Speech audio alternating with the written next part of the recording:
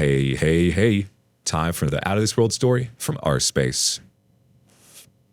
Everybody has gone to something that changed them in a way that they can never go back to the person they once were. Today on our space, we let go of who we thought we once were. Today, we witness an exorcism. Wife is in a relationship with her ex. Hi everybody. When the intimacy between me and my wife ended, I posted on Dead Bedroom sub, find out what is going on. Then I posted on this sub about one situation when she called her ex 4 times. I received great support from the community, which led me to put a voice recorder in her car. Now I have proof that our problems are not caused by the reasons she tells everybody around. I'm basically not enough, she does all the work around the house, etc. It's the old-fashioned pure cheating. It started in September last year, so I'm out of the picture for a long time. The details are in my other posts, but here's the thing. Right now, she doesn't want to spend a moment with me around the apartment we rent. She always has some stuff to do and goes to her parents, aunt, friends, etc. She even goes to sleep or just goes to lie in the bed when we put our kids to sleep, 1 and 3 years old. The recording tells it all. She mentions she loves him, that she wants to visit him and have sex with him. They talk a lot about his penis. She told him she wants to go on vacation with him. Also told him she will be his wife and that she'll leave me soon. She was even talking about his favorite sex position, so yes, they had sex. It's all there. Point is, she doesn't know that I know. All of her friends and family don't know. They just think we have a temporary crisis. She is one of 3 sisters, Catholic, every Sunday in church. We live in a small town, 20,000 people or so. We recently built a house, but it's not finished. I feel like she will file for divorce very soon. I can see she is suffering with me in the apartment, and she can't handle it anymore. Her body language and total lack of any conversations shows it. She wants me out soon so that there will be some time when I'm gone, and then within 2 years, the affair partner will move into the small town to live with her in our house and my 2 little boys. In the recording, she mentioned she gives him 2 years to come back to our country. People will understand that she needs a father for her kids and won't complain. The affair partner is her first boyfriend. They were together for 7 years before she married me. We are 9 years together. Affair partner is living abroad but visits our country frequently. I refuse to be played like that. Now I have an attorney and will be meeting him soon about it.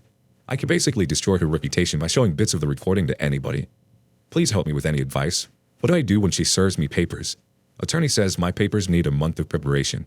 I would never guess I would be dealing with a monster like that. Update. I met with the attorney and learned some significant things.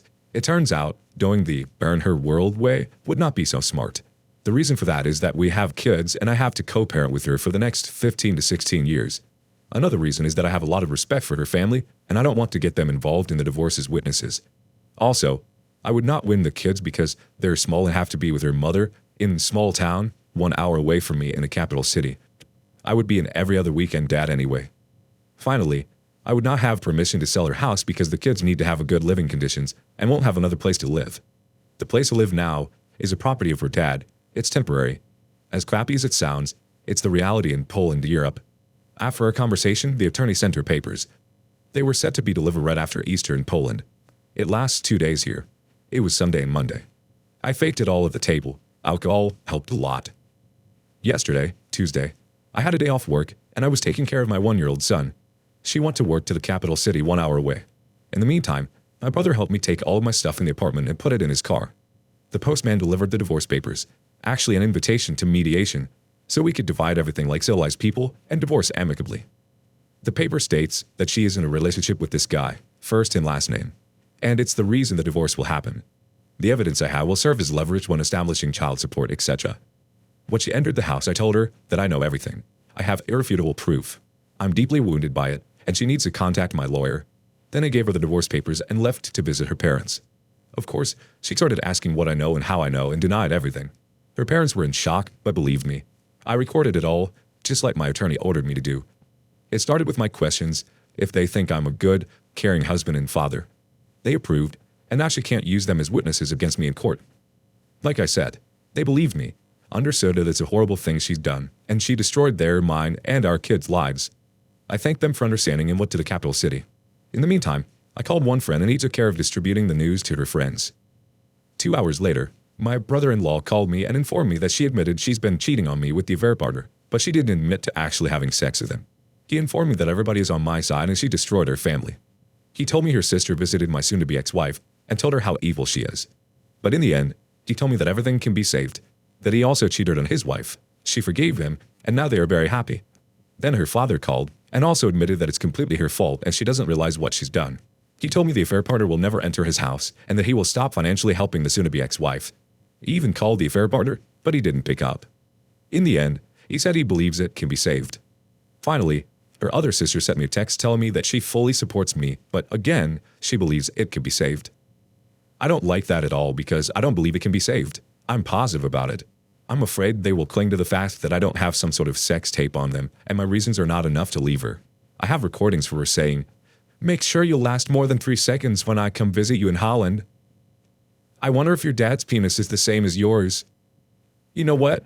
I'll come to that woman and will ask her how long is your brother's penis, and I would tell her how long is yours. I love you. I'm going to leave my husband. Please record yourself and send me a video. Your favorite position is doggy style, with back straight. I'm showing you how your life with me is going to look like. I'm giving you 2 years to move back here." All that in connection with the lack of emotions towards me for 7 months. Furthermore, right after confrontation, she told me she never stopped loving him. This is proof enough to me. What do you think?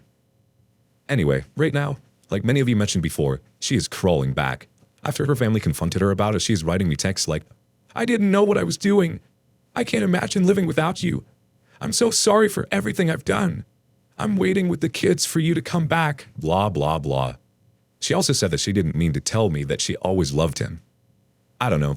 That made me feel like I jumped the gun with the divorce because I don't have the actual sex tape. They don't know that. All they know is I have proof. And she is not admitting to actually having sex with him. It's believable because he is in Holland, but he could have visited her here. We get some comedic reactions, first from IRL Dean. "I'm so sorry for what had happened.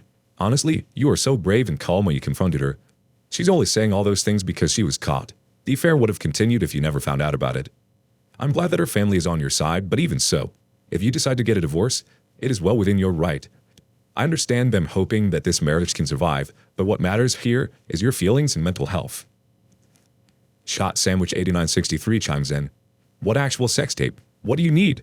She crossed a clear boundary in the relationship. You know it, she knows it, and her family knows it.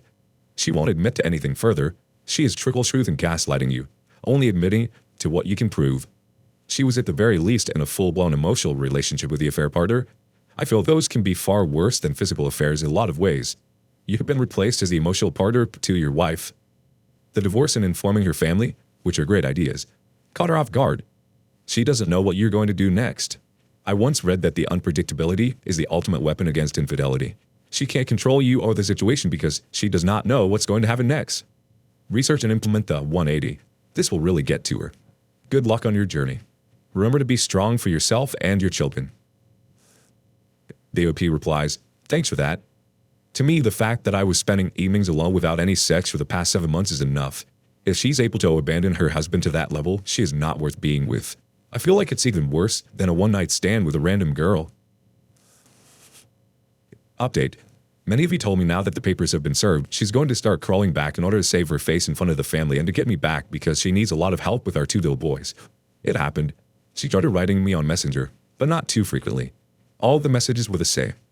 "I can't imagine my life without you. I love you and only you." Some photos of our kids and message. "They're waiting for you and love you very, very much." And that is it. It's been 5 weeks and she hasn't called me once and hasn't visited me once. She had many occasions literally driving by my parents' house, where I currently reside. Only messenger texts far in between. We also saw each other a couple of times exchanging the kids, and she didn't try to apologize or anything, just I and bye. Her family started to communicate with me much more frequently. Her father called me twice. Her mother sent me a dozen texts with some links to Christian pages when they teach about forgiveness. Her one sister texted me and told me she's very sorry and it's all because my wife has been possessed by some evil spirit. Her other sister expressed how my wife ruined our family and doesn't expect me to come back to her. My brother-in-law even came over and took me out for a beer. He wasn't trying to be persuasive at all, just light conversation about what happened and what will happen in the future if I won't come back. Sure, he would like me to come back, but wasn't pushy. Basically, all of these talks were like, "We can't believe she did what she did. We would like you to come back to her, but we understand if you won't do it." However, The day arrived when I made up my mind and my lawyer told her lawyer that I decided that I'm not able to forgive her infidelity and I want a divorce. My lawyer presented my terms of the divorce and now we're waiting for her lawyer's response. While I'm waiting for their answer, her sister started blaming me and literally told me that I'm going to kill this marriage. She stated very clearly that it was my wife who started all this by being very selfish, but right now, she is very sorry. She's crying and wishing she could turn back time. Now it is me who is selfish and who will kill the marriage by divorcing her. It is on me now because I could cancel the divorce and just come back to my kids. I wouldn't need to come back to my wife, just come back to raise my 2 boys. She told me how I'm full of anger, how it will just evolve over time. She told me I should just suck it up and continue living with my wife. She portrayed this divorce as my revenge on her, but explained that this is really revenge on our kids too. I can't comprehend it. I knew, from you, that it's going to happen, that the situation is going to start shifting and her family will flip on me, but it's still shocking. For a moment today, I felt guilty that it is all my fault. That my wife treated me like garbage for over half a year as she decided to abandon me physically and emotionally, that she wanted to leave me. So yet, they sway me hard. It's very, very hard, but I won't change my mind. The divorce will happen.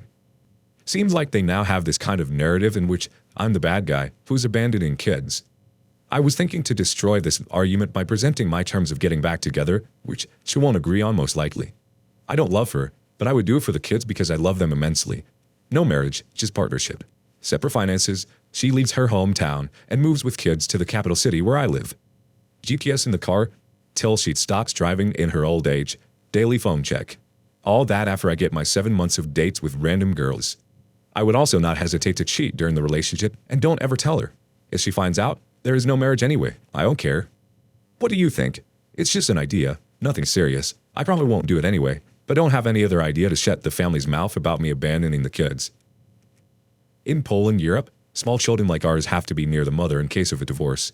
I can't have them. Since she lives in a small town 1 hour away from me, and kids have their kindergarten and nursery there, we can't share them 50-50. I will be an every other weekend dad with all access whenever I want additionally. Sad and painful, but it is what it is. We have a quick comment from Zach Taylor 05. Screw her and her family. Actions have consequences. She is realizing that now. Don't let them guilt you into taking her back. She would do it again. Update. It's been 2 months since the day I confronted her, handed her divorce papers and moved to the capital city 1 hour away from the small town we used to live in together. I live with my parents, sipping on the couch in their living room. The dining table morphed into a work entertainment place, and my clothes are hanging on every chair around. I work from home for 8 hours. After that, I usually help my old parents, 88 and 71 years old, with everyday chores around the house. I do groceries and drive them to the doctor's appointments. Apart from that, I go to the gym or cinema to do everything in order to escape negative thoughts about what happened. I see my kids every weekend. She drops them off and I drive them back. The weekends are great. I find myself truly happy when I'm around them. I did a paternity test and the boys are mine. There is no confusion here at last. The situation with the divorce terms is a bit muddy now. It's hard to say what's going to happen. Since I'm living with my parents, and as a father of 2 and a grown man, I don't have any other place to live in. I want a significant amount of money from my wife, plus she is taking over the mortgage for the house. She agreed for the mortgage takeover but offered only 1/3 of the money I want, explaining this is how much I put in the building of the house. The thing is, I didn't cause this situation. I'm not guilty of it and need a place to live. 1/3 of the amount I want is not going to help me buy a flat. So the conversation between our attorneys continues. The reason she's offering me the small amount is because she wants to keep the house. However, last time we talked, I learned she might be pushed to sell it. This is the thing she should be doing from the beginning. She's not going to be able to pay the mortgage and pay me. We'll see how it unfolds. Other financial things like child support money, she wants way too much. But it also needs to be agreed upon. She also claims I should be the one who picks up the kids from the small town and drive them back by the end of the weekend. It's a lot of fuel and time. It should be her dropping them off and me driving them back. So as you can see, she's the one responsible for all that. But at the same time, she's ready to argue about divorce terms. Her sister invited me to her daughter's communion. It was last Sunday. I went so I could spend some more time with my boys. Every family member is well informed that my decision is final, so they didn't even try to talk to me about it. I just took care of my boys while everyone was drinking and eating at the table after the ceremony. However, at one point my wife asked me if my decision is truly final. I looked at her and told her as calmly as I could possibly do it. Yes, it is final and nothing is going to change it. I am here now for my boys to spend as much time with them as I can. But she followed with how she is truly remorseful and how much she regrets what she's done. She told me she has ended the relationship with the affair partner, that she went to an exorcist, told him every detail of the affair, and left it in God's hands. To that, I replied, I don't care about her priests, and if there's anyone she should be admitting to everything, it's me. Really? At that point, it was just laughable, but I continued. Okay, if you're truly remorseful, I am now here giving you one chance to tell me all the truth. Tell me how many times you had sex with him. She replied she didn't. Then I asked her, remember when you had that party with your friends from work back in November? Why did you rent a flat for the night, Airbnb, instead of sleeping in one of your friends' apartments? After hearing that, she went numb. Couldn't find any words besides, why do you need to keep torturing yourself with it? I explained that if she was truly remorseful, she wouldn't continue to lie 2 months after I left her. That was just one example. I told her that to me, sex over video chat is the same, and I know she had it with him. She couldn't even count how many times she's done it with the affair partner. After that, I told her, how do you imagine getting back together? You start a topic with me and lie the next second. Do you know that I would be checking your phone every day? What do you think about that? She replied, that wouldn't be trust. It would just be treating me like garbage. Then our son interrupted, and the conversation was leaning to the end. I finished it with, remember, you didn't just cheat on me, you cheated on her 2 little, wonderful boys too. It destroyed her. She started yelling that it is the last time I told her something like that in front of her kids. It's funny because the sister has told me how my wife is suffering and crying every day because of all this. It's a true two-faced woman, crying in front of the family and yet lying to me. She even told me that if she wanted, she would be with the affair partner and her family couldn't do anything about it. Like I said, be thankful that she ended it with him, and now she is in control of not being with him. Like, come on. I guess I'm just venting at this point and keeping you up to date. Thanks for the support you all gave me. I will stay strong and finish this mess one day. I think it's going to end well for my boys, and they will need some psychological help.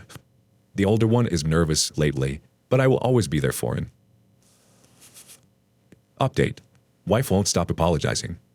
Our attorneys finally came into an agreement, and the divorce will happen shortly. She is taking the unfinished house, and the mortgage is exclusively hers now. The house is for the kids. I don't want anybody to tell me in the future that I caused the selling of the house as part of my revenge for her infidelity. Plus, I don't want to live in it, and her small hometown, an hour away from the capital city where I am now. However, I am taking what I put in it, and that amount is not bad at all. Child support amount is not bad either. Plus, we agreed that she will be dropping the kids at my place in the capital city every other weekend. I'll just have to drive them back. Now I see my kids almost every weekend, but it is not enough for me. It causes me so much pain I can't handle it sometimes. I just can't allow for 1- and 3-year-old boys to live without a father because of a woman who can't behave. I just wish I could have them, but that's not possible because of the law in Poland. I will have to start driving there in the middle of the week or something to survive. As for her, she keeps messaging me that she loves me, wishes she could turn back time, that she is suffering because of her deeds every day. She softened to a point when she even told me that she no longer thinks checking your phone would be treating her like garbage.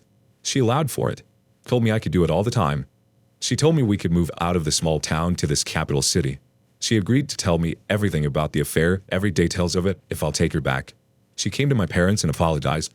Something must have changed. Somebody must have told her something. She's willing to do everything now, actually showing some remorse. Last time she messaged me this. Thank you for not selling the house and ending it with me amicably. Agreeing to your terms also means accepting the divorce. I will have to agree in court, but let me just tell you that it will not be true. I don't want this divorce and love you very much. I know you don't believe it, and I understand it, but I want you to know that I hope I will have a chance to prove my love to you one day. I love you, and I'm sorry for everything. There are no words to express how I regret all of this.